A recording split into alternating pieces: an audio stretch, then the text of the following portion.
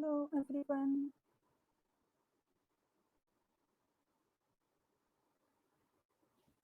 I hope we're alive now.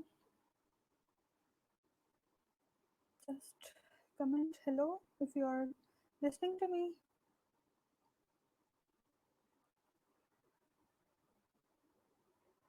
And yeah, Ramadan Kareem, सबको रमज़ान बहुत बहुत मुबारक.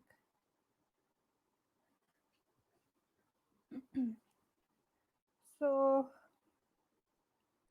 just we'll have to wait for 5 minutes. फिर उसके बाद हम proper presentation start करते हैं.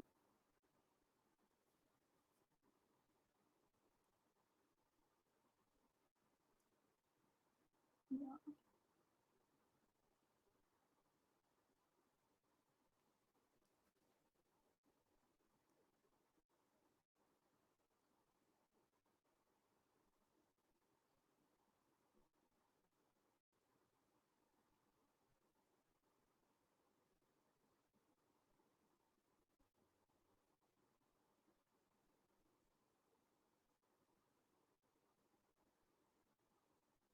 उम्मीद है पहला रोज़ा बहुत अच्छा गुजरा होगा आप सब लोगों का. कुछ लोगों का दूसरा भी था, लेकिन और उम्मीद है आप लोग अपने बचाव के लिए सारी हिफाजती तदाबीर अपना रहे हैं. So yeah, stay safe as well. Just comment hi if you can see me, if you can hear me. So,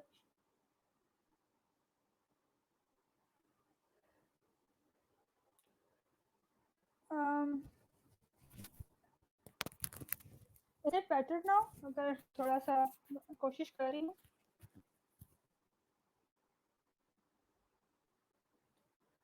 Madiha, if you can hear me now, अगर मुझे बता दें अगर आपको आवाज़ ठीक आ रही है.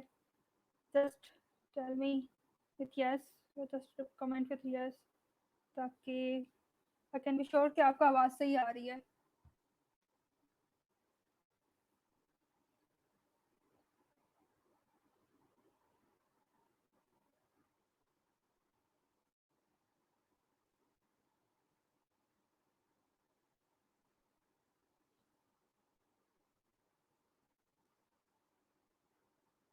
Madiha, can you hear me? आपको आवाज़ आ रही है मेरी?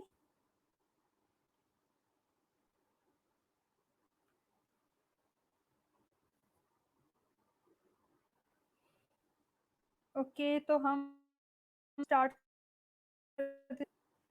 सो जो आज की प्रेजेंटेशन है, it's more of a different. जितने भी प्रीवियस प्रेजेंटेशन हुई हैं जीटीजी लाइव के प्लेटफॉर्म से, उनसे थोड़ा सा डिफरेंट है, थोड़ा सा डिफरेंट टॉपिक पे है. और इसमें हम कोडिंग लैंग्वेजेस या कम्युनिटीज़ के बारे में जिक्र नहीं करेंगे, बल्कि हम बात करेंगे किस तरह से आप राइटिंग मीडियम के थ्रू अपने आवाज़ पहुंचा सकते हैं. आप अपने बिजनेसेस, अपने और ऑडियंस के उसके दरमियान एक अच्छा सा लिंक क्रिएट कर सकते हैं. किस तरह से आप एज अ टेक्निकल राइटर अपनी सर्विसेज प्रोवाइड कर सकते हैं. सो सबसे पहले मैं अपने बारे में बताना चाहूँगी. मैं बुशरा मुस्तफ़ा हूँ और basically I done BSc in electrical engineering. उसके बाद मैंने साथ साथ मेरा कंटेंट डेवलपमेंट में शौक स्टार्ट हुआ, तो 2015 मैंने एज अ प्रॉपर ब्लॉगर काम स्टार्ट किया. Then with on and fourth मैंने अस मैगजीन के लिए भी एज अ पोइटिस्ट काम किया. I was then featured on South Asian public poetry platform. वहाँ पे मैं उन लोगों ने मुझे काफ़ी पजीराई मिली वहाँ के प्लेटफॉर्म से. उसके बाद I plunge into the field of project management, और अब काफ़ी अर्से से मैं as copy writer, technical copy writer अपनी सर्विसेज प्रोवाइड कर रही हूँ. सो आज हम जिस पे बात कर रहे हैं, जो कॉन्सेप्ट के हवाले से बात करें, तो इट्स लाइक कि किस तरह से ये आपको थोड़ा सा गाइड करने का तरीका है कि आप इसकी स्टाइल्स क्या हैं, इसमें कौन से स्टाइल्स यूज़ होते हैं, कौन से मीडियम्स यूज़ हो सकते हैं, कौन से आप जो है तो असिस्टेंट्स या प्लगइन्स यूज़ कर सकते हैं अपनी राइटिंग स्टाइल को बेहतर करने के लिए. और इसमें आप एज ए टेक्निकल राइटर कैसे जो है तो जॉब हासिल कर सकते हैं. और फिर उसके बाद आप अपने क्लाइंट्स और ऑडियंस के दरमियान एक कम्युनिकेशन को कैसे बिल्ड कर सकते हैं through perfect collection of words या नैरेटिव स्टाइल या मीडियम के through, and then there will be conclusion properly. So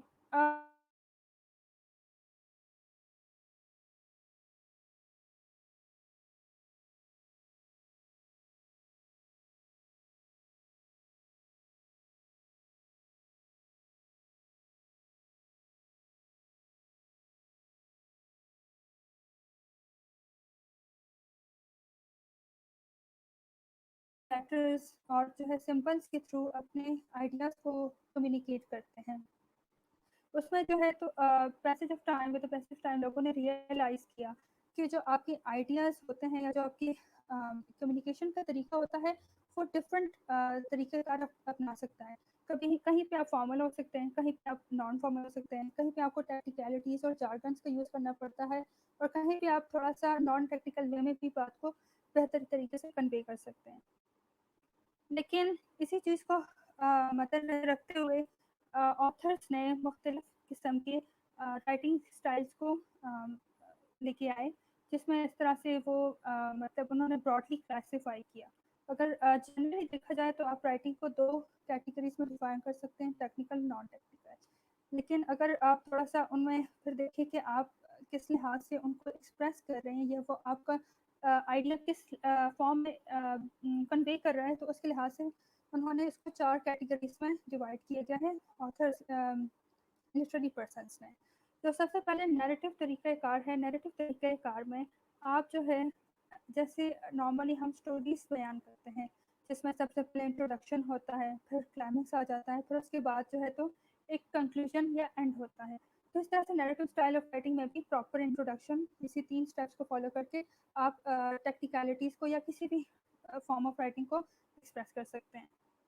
बाद में आते हैं एक्सपोजिटरी राइटिंग. इन एक्सपोजिटरी राइटिंग आप जो है उसको इस्तेमाल करते हैं रिगार्डिंग लाइक जिस तरह से आप न्यूज़पेपर्स होते हैं, न्यूज़पेपर्स में आप जो है जो न्यूज़पेपर्स में इस तरह के आते हैं, जैसे आप एक आइडिया लेते हैं दूसरे को कन्वे करते हैं, इंफॉर्मेशन होती है, इन्फॉर्मेशन को आप टैग करते हैं दूसरे लोगों के साथ और वो इन्फॉर्मेशन जो है तो मोस्टली न्यूज़पेपर्स आर्टिकल्स इन चीज़ों में ज़्यादा अप्लाई होता है.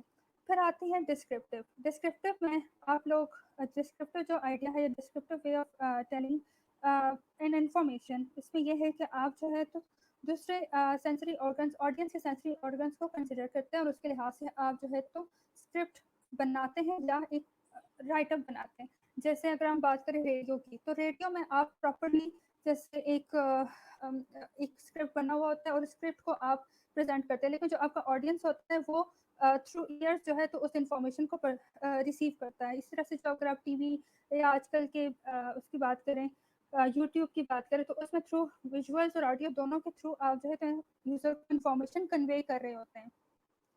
फिर उसके बाद बात आती है परसुएसिव राइटिंग की. परसुएसिव राइटिंग में ये होता है कि ऑथर या कोई भी राइटर किसी भी बंदे को कन्विंस करता है कि भाई मैं ये जो बात कर रहा हूँ वो लॉजिक के साथ मैं ठीक कर रहा हूँ, इसको परसुएट करता है, उसको इन्फॉर्मेशन प्रोवाइड करते हैं. मोस्टली इसमें जो है आपके पास क्रिटिकल रिव्यूज़, इस तरह की चीज़ें, एनालिसिस आपके पास आ रही होती है, ब्रोशर्स भी होते हैं, मार्केटिंग कंटेंट भी इसके अंदर आ रहा होता है. फिर बात करते हैं हम टेक्निकल राइटिंग की. जनरली जो पीछे हमने डिस्कस किया वो थोड़ा-सा just an overview of total writing था. मतलब राइटिंग में आप किस तरह के तरीक़ाकार इस्तेमाल कर सकते हैं, उसको किस तरह से आप प्रेज़ेंट कर सकते हैं. लेकिन टेक्निकल राइटिंग में जब हम बात करते हैं तो टेक्निकल राइटिंग का अक्सर मकसद ये है कि आप इन्फॉर्मेशन को लें, उसको टेक्निकल इन्फॉर्मेशन को लेट्स से जनरल मिसाल लेते हैं. आपके पास कोई कोडिंग लैंग्वेज है, ठीक है, जैसे जावास्क्रिप्ट हो गया. अब उसकी इन्फॉर्मेशन आप एक लेमैन को प्रोवाइड कर रहे हैं, तो आप उसको टेक्निकलिटीज़ के साथ प्रेज़ेंट नहीं कर सकते हैं.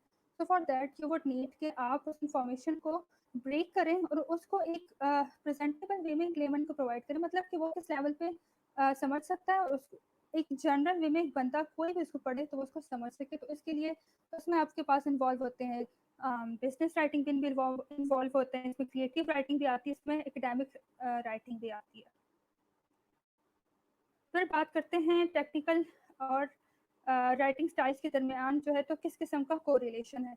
अगर हम बात करते हैं राइटिंग स्टाइल्स की और टेक्निकल राइटिंग की, तो जब राइटिंग स्टाइल में अगर हम नैरेटिव राइटिंग स्टाइल की बात करते हैं तो नैरेटिव राइटिंग स्टाइल्स में यूजुअली हम लोग कंसिडर करते हैं प्रोग्रेस रिपोर्ट को। प्रोग्रेस रिपोर्ट में आप बताते हैं हमने यहाँ से स्टार्ट किया, ठीक है, हमने ये स्टेप्स यूज़ किए, ये हमारे पास कस्टमर के रिव्यू आया या हमारी सेल्स यहाँ से यहाँ पहुँच गई। So it's general way of showing a proper introduction, क्या मेथोडोलॉजीज थी, and you know proper conclusion, क्या रिजल्ट्स एंड स्टफ, ठीक। फिर बात करते हैं डिस्क्रिप्टिव राइटिंग की। अब अगर डिस्क्रिप्टिव राइटिंग की बात की जाए तो उसमें जॉब डिस्क्रिप्शन को आप मद्देनजर रख सकते हैं। जैसे डिस्क्रिप्शन में मैं बताती हूँ, जैसे अगर आपके पास कोई ऐड आए अखबार में या आप किसी वेबसाइट पे जाके देखते हैं तो इट्स मोस्टली लाइक हम ये रिक्वायरमेंट्स हैं, ये एजुकेशन इसकी ये एजुकेशन लेवल इसका ये होना चाहिए, इतना एक्सपीरियंस होना चाहिए, इस जगह पे लोकेट होना चाहिए, स्टफ लाइक दैट। तो वो उसके प्रॉपर आपको डिस्क्राइब करते हैं क्या क्या रिक्वायरमेंट्स हैं और क्या एक्सपेक्ट कर रहे हैं। लास्टली परसुएसिव राइटिंग की अगर बात की जाए तो परसुएसिव राइटिंग में मोस्टली हमारे पास प्रपोजल्स या पिचेस आते हैं। प्रपोजल्स या पिचेस मोस्टली जब आप किसी इन्वेस्टर के सामने पिच कर रहे होते हैं, किसी प्रोस्पेक्टिव क्लाइंट के सामने आप पिच कर रहे होते हैं, तो उसमें आप उनको परसुएट कर रहे होते हैं कि why should they like invest in your idea. वो अपने क्या कहते हैं कैपिटल की इन्वेस्ट करें, अपना मेंटरिंग का जो सेशन का टाइम होता है वो टाइम की स्पेंड करें, तो स्टफ लाइक दैट। अब बात करते हैं टेक्निकल राइटिंग की डिफरेंट कैटेगरीज की। टेक्निकल राइटिंग ओवरऑल अगर इसको देखा जाए तो ये बहुत ही एक दिखने में बहुत छोटा सा वर्ड लगता है, लेकिन इसके अंदर बहुत सी चीज़ें, बहुत से टेक्निकलिटीज इवन राइटिंग स्टाइल के अंदर इन्वॉल्व होती हैं। बहुत सी कैटेगरीज हैं, बहुत सी चीज़ों को ये कवर करती हैं, और डेली टू डेली लाइफ में अगर हम देखते हैं तो वो बहुत सी चीज़ें इसके अंदर आ रही होती हैं। तो इसलिए मैंने इसको थोड़ा सा इस पर फोकस किया हुआ है ताकि आपको थोड़ा सा आइडिया हो सके कि टेक्निकल राइटिंग में आप कौन सी नीश को कवर कर सकते हैं या उसके लिहाज से आप उसको कंसिडर कर सकते हैं। सबसे पहले अगर बात आती है ट्रेडिशनल टेक्निकल राइटिंग की, तो ट्रेडिशनल टेक्निकल राइटिंग में अगर देखा जाए तो अगर आप 90s या अर्ली 2000 की बात करें तो हमारे पास आते थे उस तरह से क्या कहते हैं सॉरी उसमें आते थे इस तरह की चीज़ें लाइक आपके क्या कहते हैं आपके जो रिपेयर मैनुअल्स होते थे जो आपके उसके साथ आ रहे होते थे। आपकी कोई पुरानी अगर कोई मशीन हो उसके साथ देखिए तो रिपेयर मैनुअल्स आ रहे होते थे, उसमें बताया होता था कि क्या तरीक़ेकार है, क्या तरीक़ेकार नहीं है। उसके अलावा जो आपके साथ उसके अलावा साइंस एंड मेडिकल पेपर्स होते हैं, जो भी कोई साइंटिफिक रिसर्च होती है या मेडिकल फील्ड में कोई रिसर्च होती है, तो उसमें मतलब साइंटिफिकली वो अपने पीयर्स को अपने ऑर्गेनाइजेशन के साथ अपने रिजल्ट्स एनालिसिस वगैरह शेयर करते हैं, तो वो काफ़ी साइंटिफिक और मेडिकल लेवल पे इंफॉर्मेशन शेयर की जाती है। इसी तरह से अगर प्रोफेशनल रिव्यूज़ और रिपोर्ट्स की बात की जाए तो प्रोफेशनल रिव्यूज़ और रिपोर्ट्स में ज़्यादातर अगर हम बात करते हैं यहाँ पे ऑडियंस, अगर आपकी एक इंस्टीट्यूशन है या किसी बिजनेस को आप बताना चाह रहे हैं कि आप जो है तो इंफॉर्मेशन को या आपने ये प्रोडक्ट बनाई है या आपने ये रिसर्च किया है और आपकी इंफॉर्मेशन उसको वो करना चाह रहे हैं, शेयर करना चाह रहे हैं, वो उस पर फर्दर उस पर कोई इन्वेस्ट करना चाहें या स्टफ लाइक दैट, तो उनका एक आप प्रॉपर एक रिव्यूज एंड रिपोर्ट्स के फॉर्म में उनको वो राइटअप एक प्रिपेयर करके शेयर करते हैं। फिर उसी तरह से एंड यूज़र डॉक्यूमेंटेशन की बात आती है। एंड यूज़र डॉक्यूमेंटेशन में जो ज़्यादातर जो एक्सप्लेनेशन होती हैं वो आप जो है तो लेमैन के लिहाज से उसको ब्रेक डाउन करके उसको शेयर कर रहे होते हैं। और इस तरह से वो आप जो है तो जो टेक्निकलिटीज़ है उनको थोड़ा-सा ओमिट कर देते हैं या उसको उसका एक परसेंटेज, उसका रेशियो किसी हद तक बराबर कर लेते हैं। फिर बात करते हैं यूज़र हेल्प गाइड्स की। यूज़र हेल्प गाइड्स में मोस्टली हमारे पास फ्रीक्वेंटली आस्क्ड क्वेश्चंस आते हैं। आप किसी भी वेबसाइट पे जाते हैं या किसी भी कोई कंपनी है और आपको कोई मसला आ रहा है तो आप उनकी वेबसाइट पे जाके देखते तो उन्होंने प्रॉपर एक एफएक्यूज़ का सेक्शन बनाया हुआ था और उसमें आपको मुख्तलिफ कैटेगरीज़ होती हैं। तो उन कैटेगरीज़ में जाके आप वो देखते हैं और उसमें से आप वो इन्फॉर्मेशन सेलेक्ट करते हैं। वो जो इन्फॉर्मेशन को जो इन्होंने प्रेज़ेंट किया होता है वो यूज़र हेल्प गाइड के अंदर आता है और उसको प्रॉपर टेक्निकल राइटर्स फॉर्मेट करके लिखते होते हैं। इसी तरह से बात करते हैं प्रोडक्ट मैनुअल्स की। प्रोडक्ट मैनुअल्स की अगर बात की जाए लेट्स से आपका कोई एसी है, तो एयर कंडीशनर जो यूनिट है, तो उसमें प्रोडक्ट मैनेजर उनके हर एक सेक्शन को उन्होंने प्रॉपर्ली डिफाइन किया होता है, like indoor unit, outdoor unit, उसका रिमोट कैसे काम कर रहा है, उसका प्लग कैसे लगना है। तो इन सबको उन्होंने प्रॉपर्ली उसको एक्सप्लेन किया होता है, हर एक चीज़ को उसके उसमें एहतियाती तदाबीर क्या अपनानी, वो सब चीज़ें शेयर की होती हैं। फिर बात आती है असेंबली और इंस्टॉलेशन गाइडलाइंस की। जो असेंबली और इंस्टॉलेशन गाइडलाइंस आती हैं अंडर टेक्निकल राइटिंग, उसमें अगर देखा जाए तो स्टेप बाय स्टेप उन्होंने आपको गाइड किया होता है। कुछ कंपनीज होते हैं जैसे आइकिया है, if you know of IKEA, तो वो जो अपना फर्नीचर है वो प्रोवाइड करते हैं, जैसे क्या कहते हैं डिटैचेबल पार्ट्स होते हैं, उनको आप इजीली घर में चाहे तो उसको अटैच कर सकते हैं। उनको अटैच कैसे करना है, तो उसकी प्रॉपर एक वो बनता है, क्या कहते हैं, यूजर गाइड बनता है या गाइडलाइंस बनती है। तो वो भी टेक्निकल राइटर्स बैठ के उनको सब कुछ फॉर्मुलेट करके उसको फर्दर फिर कस्टमर के साथ शेयर किया जाता है। फिर टेक्निकल बुक्स की बात आती है। टेक्निकल राइटिंग के अंदर टेक्निकल बुक्स भी आते हैं, जैसे आप सिंपल सी बुक होती है introduction to C plus plus, या जिस तरह की कोई भी आपके पास होते हैं कोई भी टेक्निकल बुक, या जिस तरह से किसी ज़माने में जीमेल को यूज़ करने के लिए भी टेक्निकल बुक्स लोग लिखते थे, किस तरह से आप जीमेल को यूज़ कर सकते हैं। सो टेक्निकल बुक्स भी काफ़ी हद तक पॉपुलर हैं। उसके बाद बात आती है ब्रोशर्स की। आप ब्रोशर्स के लिए भी टेक्निकल राइटर्स की ज़रूरत होती है।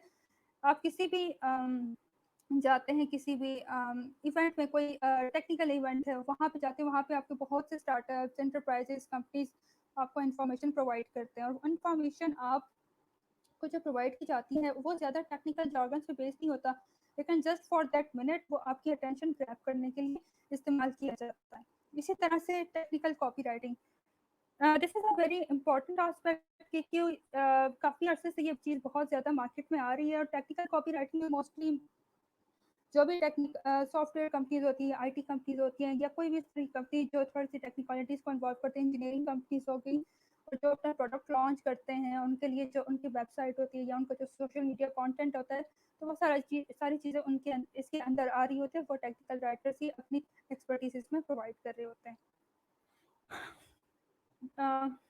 उसके बाद है प्रपोजल्स एंड पिचेस। आप if you have got a startup, अगर आपका कोई स्टार्टअप है या आपने कोई पिच करना है अपना आइडिया किसी भी इन्वेस्टर के सामने, तो उसके लिए आपको चाहिए होता है कोई भी प्रॉपर एक टेक्निकल राइटर। आप उसकी क्या कहते हैं सर्विसेज लेते हैं, वो आपको प्रॉपर एक बिजनेस प्रपोजल या पिच प्रोवाइड करता है, जो कि आपको हेल्प कर सकता है किसी भी उसको लैंड करने में, किसी भी अपॉर्चुनिटी को लैंड करने में। फिर बात करते हैं white papers and case studies की। वाइट पेपर्स और केस स्टडीज़ मैं अगर बात की जाए, तो वाइट पेपर मोस्टली कंपनीज इसलिए यूज़ करती है कि वो बता सके कौन सी प्रोडक्ट उनकी सक्सेसफुल रही हैं। लेकिन अगर हम बात करते हैं केस स्टडीज़ की, तो केस स्टडीज़ में कस्टमर के रिव्यूज़ लिए जाते हैं, उनको प्रेजेंट किया जाता है, और ये जो वाइट पेपर केस स्टडीज़ हैं, ये ऑडियंस के लिहाज से इनको डिस्ट्रीब्यूट किया जाता है कि किस कस्टमर जो आपकी कैटेगरी की क्या रिक्वायरमेंट है। उसके बाद बात करते हैं टेक्निकल मार्केटिंग कंटेंट की। टेक्निकल मार्केटिंग कंटेंट की इसी ज़मरे में आता है कि लेट्स से अगर आपकी कोई कंपनी है, आपने कोई अपना ऐप बनाया, जैसे कोई फोटो स्नैप ऐप हो गया, उसमें आप जो है तो आपको चाहिए होता है जस्ट लाइक आपने अपने ऐप के बारे में बताना होता है थ्रू डिफरेंट मीडियम्स। अगर आपने ऐप जो है तो गूगल प्ले पे या ऐप स्टोर पे आपने उसको शेयर किया हुआ है, उसके साथ लोग उसको वहाँ से डाउनलोड कर सकते हैं, तो उसी को फर्दर जो है तो लोग उसको पता लगाना होता है कि भाई ये ऐप किस काम के लिए है, उससे क्या फ़वायदे हैं, इसको इंस्टॉल कैसे कर सकते हैं। तो इस चीज़ के लिए भी आपको एक टेक्निकल राइटर चाहिए होता है, ताकि वो आपको बता सके किस तरह से आप अपने इंफॉर्मेशन को फर्दर जो है तो एक लेमैन को अच्छे तरीके से प्रेज़ेंट कर सकते हैं। फिर आते हैं standard operating procedures. Standard operating procedures की बड़ी इंडस्ट्रीज़ या बड़े लार्ज लेवल पे जो बिज़नेसेस या एंटरप्राइजेज़ होते हैं, उनके लिए बहुत ज़्यादा इम्पोर्टेंट होता है, क्योंकि उनकी बेसलाइन बनाता है, और ये इन्फॉर्मेशन उनको हेल्प करती है कि किस तरह से वो अपने कंपनीज़ के जो प्रोसीजर्स हैं उनको उसको मतलब ये कर सकते हैं, इंश्योर कर सकते हैं कि सारे जो उनके कस्टमर्स हैं या उनके जो एम्प्लॉइज़ हैं, वो उन सब प्रोसीजर्स को फॉलो करके ही अपनी ड्यूटी सर अंजाम दे रहे हैं। Last but not the least, service level agreements.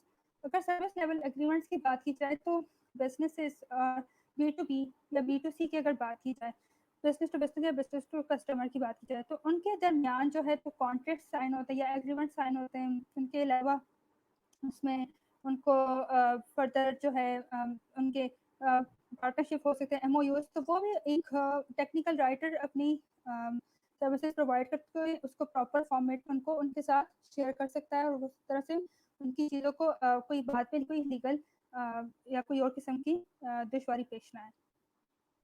So this was an overview of different categories of technical writing कि किस तरह से आप technical writing के through कि different categories, तो किस तरह की different niche को आप अपना के जो है तो अपना एक प्रॉपर उसका एक ओवरव्यू था कि उसको आप कंसिडर कर सकते हैं कि ये इसके अंदर आ रहा है। अब टेक्निकल राइटिंग बज़ाहिर एक थोड़ी सी जैसे डल चीज़ लगती है, और उसके लिए ऑथर्स ने, मुख्तलिफ रिसर्चर्स ने ये डिसाइड किया कि इसको इसमें थोड़ा सा कोहेरेंस लाने की ज़रूरत है, इसमें थोड़ी सी स्टोरी टेलिंग का कॉन्सेप्ट इंक्लूड करना चाहिए। इस चीज़ को मद्देनज़र रखते हुए जो रिसर्चर्स हैं उन्होंने डॉक्यूमेंट कोहेरेंस और डॉक्यूमेंट नैरेटिव का कॉन्सेप्ट दिया। डॉक्यूमेंट कोहेरेंस का मतलब ये है कि आप जो बात कर रहे हैं वो आपका एक जो आपने एक पैराग्राफ लेट से फॉर एग्जांपल लिखा हुआ, उसके दरमियान एक रब्त है। लेट से आप एक टॉपिक से इंट्रोडक्शन से स्टार्ट करते हैं, फिर उसमें आप जो है तो एक्सप्लेन करते हैं, एंड में उसका पूरा एक कंक्लूजन देते हैं। तो just like a topic sentence, आप उसमें पूरी बात को अव्वल से लेकर आखिर तक एक रफ के साथ एक्सप्लेन कर रहे हैं कि उनका आपस में एक तसलसल रहता है। इसी तरह से अगर हम नैरेटिव की बात करें तो डॉक्यूमेंट नैरेटिव डॉक्यूमेंट कोहेरेंस को इन्हांस करने के लिए एक टेक्निक इंट्रोड्यूस हुई थी 80s में। और डॉक्यूमेंट नैरेटिव का मकसद ये था कि आप स्टोरी बोर्डिंग का जो कॉन्सेप्ट होता है, मतलब आप विजुअल्स थ्रू और जो डायलॉग्स के थ्रू आप अपने एंड से लेकर शुरू से लेकर एंड तक आप प्रॉपर एक चीज़ को प्रेजेंट कर सकें। लाइक अगर इस तरह से देखा जाए, आप प्रॉपर एक प्लान करें, आपने जो है तो आपका ऑडियंस कौन है, आप क्लाइंट क्या चाह रहा है, उसकी रिक्वायरमेंट्स क्या है, ठीक है, आपकी जो ऑडियंस है उनका उनकी अंडरस्टैंडिंग लेवल कितनी है, उनका एजुकेशन लेवल कितना है, आप प्रॉपर एक प्लान करते हैं, फिर आप स्ट्रक्चर करते हैं, आपने कौन सा नैरेटिव स्टाइल है।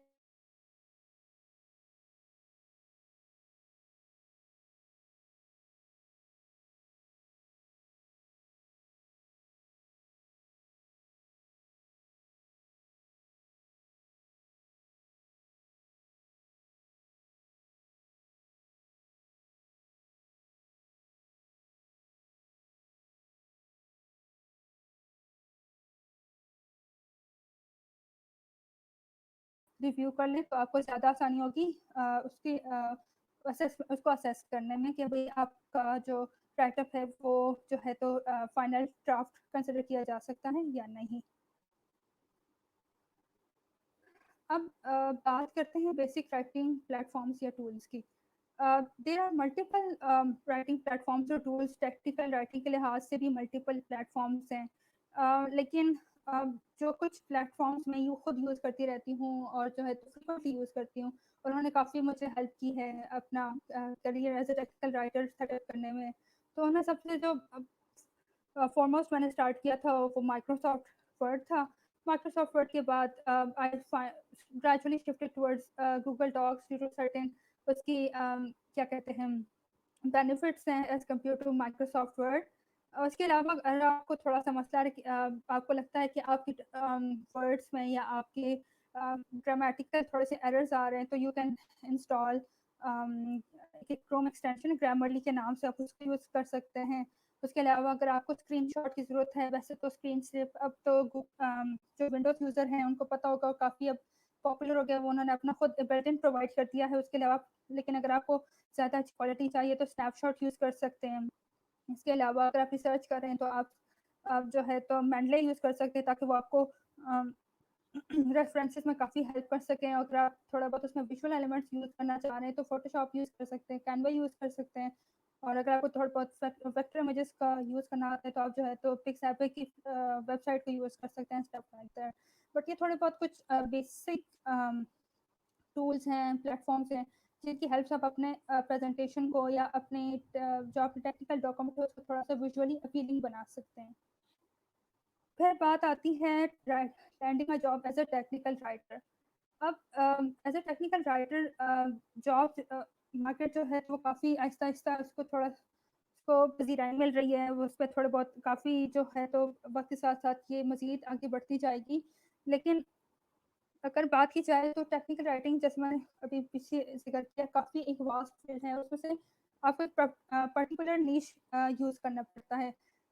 सबसे पहले तो किसी भी जॉब को चाहे वो टेक्निकल राइटिंग हो किसी भी फील्ड से आप बिलोंग करते हो, प्रॉपर एक लिंक्डइन प्रोफाइल बनाएं, ठीक है, उसको प्रॉपर तरीके से आप जाएँ, मुख्तलिफ लिंक्डइन के इन्फ्लुएंसर्स होते हैं उनकी देखें, वेब उनकी प्रोफाइल्स देखिए, उससे अंदाज़ा लें कैसे उन्होंने अपनी चीज़ों को उनको इनकी हायरार्की बनाई हुई है, कैसे उन्होंने एक्सप्लेन किया हुआ है, कैसे उन्होंने उसकी कैटेगरीज बनाई हुई हैं। उसके बाद आप जो है अगर आप बिल्कुल ज़ीरो लेवल से स्टार्ट कर रहे हैं, तो उसमें आपको ये होगा, आपको थोड़ा-सा इन्वेस्ट करना होगा in terms of time, in terms of giving your much more input than receiving the output. तो उसके लिए बेटर होगा, सॉरी एक्सक्यूज़ मी, तो उसके लिए बेहतर होगा कि आप मिनिमम वेज पे काम करें या थोड़ा-सा अपने एक्सपीरियंस को गेन करने के लिए किसी के साथ वॉलंटरली काम करें। ड्यूरिंग वॉलंटियर आप जो है काफ़ी हद तक चीज़ें सीख सकते हैं और आपको लोग बहुत सी चीज़ें सिखा भी सकते हैं। उसके अलावा you can find yourself a mentor. Mentor का होना बहुत ज़्यादा ज़रूरी है। मेरे खुद काफ़ी मेंटर्स हैं और वो काफ़ी मुझे हेल्प करते रहते हैं। मेंटर्स किसी भी प्रोफेशनल फील्ड में मेंटर्स का होना किसी भी प्रोफेशनल फील्ड में काफ़ी ज़रूरी है, काफ़ी इंपॉर्टेंट है फर्दर ग्रोथ के लिए। इसी तरह से अगर आप एज अ पर्टिकुलर हम लोग टेक्निकल राइटिंग कोर्सेज की बात करते हैं, तो टेक्निकल कोर्सेज आजकल काफ़ी मुख्तलिफ प्लेटफॉर्म्स पे जो है तो अवेलेबल हैं, उनको अवेल करें। आजकल तो अनफॉर्चुनेटली ड्यू टू कोविड-19 या फॉर्चुनेटली तो काफ़ी कोर्सेज जो है तो कंपनीज मुख्तलिफ प्लेटफॉर्म्स ने फ्री कर दी है या उनका जो उनकी एनरोलिंग फीस काफ़ी कम कर दी है, तो just enrol yourself in them और आप काफ़ी हद तक इस चीज़ से फ़ायदा उठा सकते हैं। अगर बात करें कि टेक्निकल राइटिंग के लिए किस डिग्री की ज़रूरत होती है या कौन सी डिग्री बेटर रहती है, तो अगर आप अपनी स्क्रीन पे अभी देख सकते हैं, आप स्लाइड को देख सकते हैं मेरी, तो उसमें अगर देखा जाए तो जितने भी टेक्निकल राइटर्स हैं करंटली जो काम कर रहे हैं, this is a real time data, तो वो ज़्यादातर 50% बिजनेस या जर्नलिज्म फील्ड से बिलोंग नहीं करते, बल्कि मोस्टली दूसरी फील्ड से बिलोंग करते हैं, जैसे इसमें हम इंजीनियरिंग को कंसिडर कर सकते हैं या further more. So technical writing के लिए फॉर द टाइम भी कोई प्रॉपर डिग्री डिफाइन नहीं हुई है। सर्टिफिकेशंस आ रही हैं मुख्तलिफ प्लेटफॉर्म्स पे, but hopefully with in next 5 years और सो आपको एक प्रॉपर टेक्निकल राइटिंग का एक बीएस प्रोग्राम ऑफर होगा। देन बात आती है, अगर आप एज अ टेक्निकल राइटर एक जॉब आपको मिल जाती है किसी भी कंपनी में या किसी एज अ फ्रीलांसर, तो सबसे इम्पोर्टेंट चीज़ जो होती है वो होती है क्लाइंट की एक्सपेक्टेशंस को मैनेज करना। क्लाइंट की एक्सपेक्टेशंस को मैनेज करने के लिए आपके पास अ, आपको 3 बातों को कंसिडर करना बहुत ज़रूरी है। मेरे ख़्याल से मैंने इसको 3 उसमें डिवाइड किया हुआ है कि इन चीज़ों को अगर आप कंसिडर करेंगे तो आपको एज़ अ टेक्निकल राइटर या कोई भी प्रोफ़ेशन आप किसी भी प्रोफ़ेशन में आपको कोई मसला नहीं होगा। सबसे पहले तो आप प्रॉपर कम्युनिकेट करें। आपके क्लाइंट को क्या चाहिए या आपके क्लाइंट को कब चाहिए, ठीक है? और उसकी की रिक्वायरमेंट्स क्या-क्या हैं? अ, ओपनली क्वेश्चंस पूछें, अगर समझ नहीं आ रहा हो उससे दोबारा पूछें, उनसे डिस्कस करें। उसके अलावा आस्क फॉर टेंजिबल्स। टेंजिबल्स मीन मतलब आपको लेट्स से अगर आपको कब तक चाहिए काम, ठीक है, लेट्स से डेडलाइन कब है, क्या टाइम होगा, ये इस तरह की चीज़ें आपको, अगर आप इन चीज़ों को कंसिडर करेंगे और इस तरह की चीज़ें आप लोगों के साथ कम्युनिकेट करेंगे क्लाइंट के साथ, तो आपको बहुत ज़्यादा आसानी होगी अपना काम इफ़ेक्टिवली डिलीवर करने में। और अगर आपको लग रहा है कि आप कोई बात समझ नहीं पाए हैं या आप क्रॉस चेक या डबल चेक करना चाह रहे हैं, तो just repeat the requirements that the client has asked from you. उनको सामने दोबारा रिपीट करें कि भई आपको ये चाहिए, ये 4 चीज़ें आपको चाहिए, क्या मैं सही बोल रही हूँ, बोल रहा हूँ, ठीक है या नहीं है? तो इस तरह से अगर उसकी आपको कोई चीज़ गलत समझने में गलती हुई या उनसे कोई चीज़ गलती से रह गई है, तो वो आराम से चीज़ें सॉर्ट आउट हो जाती हैं और कोई बाद में परेशानी भी नहीं रहती है। अब बात आती है टारगेट ऑडियंस की। आपने क्लाइंट की रिक्वायरमेंट को समझ लिया, लेट्स वो आपसे एक्सपेक्ट कर रहे हैं कि आपका आपने एक ब्राउचर बनाना है, ठीक है? एक इवेंट आ रहा है, वहाँ पे आपका स्टॉल लग रहा है, आपने वहाँ के लिए ब्राउचर बनाना है। अब आपने ये देखना है कि वहाँ पे जो ऑडियंस आ रही है, वहाँ पे किस किस्म के लोग आ रहे हैं। मोस्टली जो इवेंट्स होते हैं, वहाँ पे हर जनरली देखा जाए तो आप जैसे कहते हैं हर तबके के लोग आ रहे होते हैं, तो आपने उस लिहाज से उनको अट्रैक्ट करना होता है। आपने अपना लेट्स अगर आप पाकिस्तान में, तो आपने अपनी जो क्या आपने सिर्फ इंग्लिश में कम्युनिकेट करना है, क्या उससे काम चल जाना है? अगर नहीं चलना तो आपने क्या उर्दू के अल्फाज का इस्तेमाल करना है? और अगर उर्दू में तकनीकी अल्फाज का इस्तेमाल करना है, तो किस तरह से इस्तेमाल करना है? और क्या तरीक़ेकार रखना है? तो इस चीज़ को आपने मद्देनज़र रखना है। आप उनके सामने ज़्यादा टेक्निकल जार्गन्स नहीं बोल सकते हैं, क्योंकि एक अगर टेक्निकल पर्सन होगा तो वो उस चीज़ को समझ लेगा, लेकिन जो एक लेमैन होगा तो वो उसको समझने में दिक्कत भी होगा, शायद जो आपका गोल हो या टारगेट हो वो अचीव भी ना हो सके। So it's very important to understand your target audience कि आप किस किस्म के ऑडियंस का जो लेवल है उसको आप अपनी चीज़ प्रोवाइड करें, अपनी सर्विसेज प्रोवाइड करें उसको, उसके लिए एक चीज़ आप लिख रहे हैं। देन बात आती है technical writing as a promising career की। तो जनरली अभी तक काफ़ी पिछले काफ़ी अर्से में ये देखा गया है कि बहुत से कंपनीज आई हैं, जिन्होंने अपनी जो डोमेन्स हैं वो ऑफिस से लेकर ज़्यादातर चीज़ें अपनी जो हैं वो ऑनलाइन कन्वर्ट कर दिया और एक किस्म का हाइप देखने को आ रहा है। तो टेक्निकल राइटिंग की जो फील्ड है उसको एक्सपेक्ट किया जा रहा है कि with in by like next 4 to 5 years it would grow by 10 to 11%। तो मतलब उम्मीद है कि काफ़ी किस्म की जॉब्स आएंगे, काफ़ी एक हाइप आएगा, आपकी डिमांड बढ़ेगी। So it's a promising career. इसमें आप जो है बस अगर आप क्लाइंट के एक्सपेक्टेशन को समझते हैं, अपने ऑडियंस के लेवल को अंडरस्टैंड करते हैं, तो nothing is I guess difficult for you to achieve as a technical writer.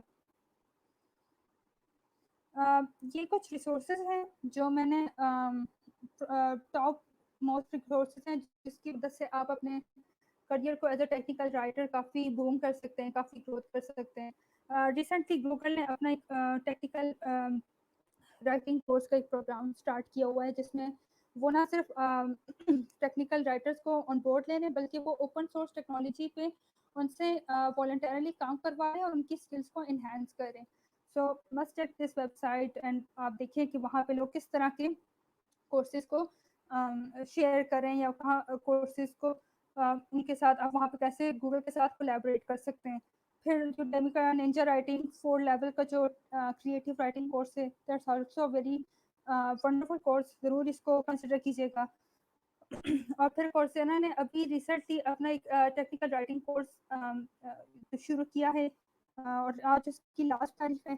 तो if you want to avail the opportunity तो इनरोल बाय टुडे, ताकि आपको इफ़ यू आर इंटरेस्टेड तो काफ़ी आपको फ़ायदा हो सकता है। तो बात करते हैं टेक्निकल इस सेशन के हवाले से। तो इस सेशन का मकसद ये था कि आपको बताया जाए कि writing as a whole is a broad term, और राइटिंग में फिर technical writing again is another level of, यानी उसमें काफ़ी और सब कैटेगरीज आती हैं। तो उन सब चीज़ों को आप एज अ टेक्निकल राइटर हम कवर नहीं कर सकते हैं। एज उसमें आपके मुख्तलिफ नीश को कंसिडर कर सकते हैं, लेकिन as a technical writer you will have set of targets to achieve और under a different niche. The most important इसका जो इम्पोर्टेंट एस्पेक्ट है या जिसका एक्साइटिंग एस्पेक्ट है, जो मुझे लगता है कि I have to deal with different businesses, ठीक है, या डिफरेंट क्लाइंट के साथ मुझे डील करना पड़ता है, डील करना होता है, और उनके अपने ही डिफरेंट तरीक़ेकार होते हैं या उनके डिफरेंट प्रोडक्ट्स होते हैं। तो आपको पता चल रहा होता है व्हाट्स हैपनिंग अराउंड, आप अपना इनपुट देते हैं, फिर वो आप इनपुट लाइव देखते हैं, तो एक खुशी होती है कि आपका जो कंटेंट है या आपका जो लिखा हुआ मवाद है वो लोग देख रहे हैं, वो पढ़ रहे हैं, उससे फैज़याब हो रहे हैं। सो इट्स क्वाइट जैसे कहते हैं आपको काफ़ी मज़े की फ़ील्ड है। मैं एज़ अ टेक्निकल राइटर उसको बहुत ज़्यादा एन्जॉय करती हूँ और उम्मीद करती हूँ कि आप लोग को ये सेशन बहुत पसंद आया होगा। So if you have any questions, कोई क्वेश्चंस हैं, कोई आपको हेल्प चाहिए, कोई रिसोर्सेज में हेल्प चाहिए, कोई, तो I am here for you. You can reach out to me on my LinkedIn account. और आप जो है तो यू आर फर्दर रिक्वेस्टेड कि आप जो है तो अपना फीडबैक प्रोवाइड करें और कि आपको ये सेशन कैसा लगा, इसको फर्दर कैसे इम्प्रूव किया जा सकता है। And that's all from my side. I will now go to comment section and see what Philip will have to say.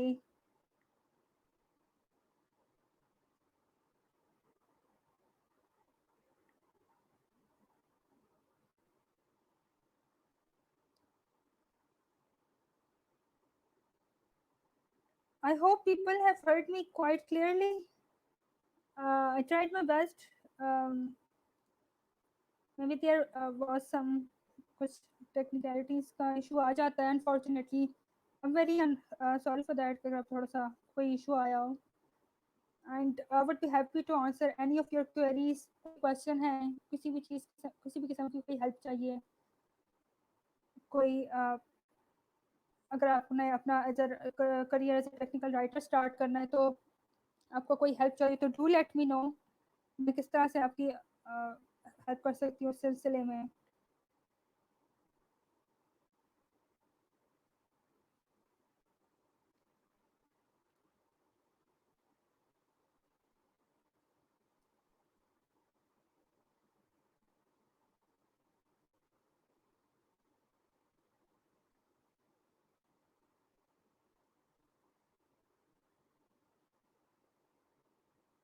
Please ज़रूर अपना फीडबैक प्रोवाइड कीजिएगा और कोई भी क्वेरी हो, कोई भी क्वेश्चन हो, I am here to help. हम एक दूसरे की हेल्प करके ही आगे जा सकते हैं, एक दूसरे को अपनी जो है तो अपनी जो एक्सपर्टीज है वो शेयर करके ही हम एक दूसरे को पुश कर सकते हैं कि वो जाएं, हम अपनी कंफर्ट फील से निकलें, नई चीज़ों को एक्सप्लोर करें। इट्स ये एक एक्साइट हमारे अगर इस तरह से पाकिस्तान में जाकर देखा जाए तो it's quite an amazing field और थोड़ा सा इस पर काफ़ी काम करने की ज़रूरत है। सो अगर आपकी तरफ से कोई क्वेश्चंस नहीं है तो I think that would be the end of my session. Thank you so much for your time. Thank you. Take care. Allah Hafiz.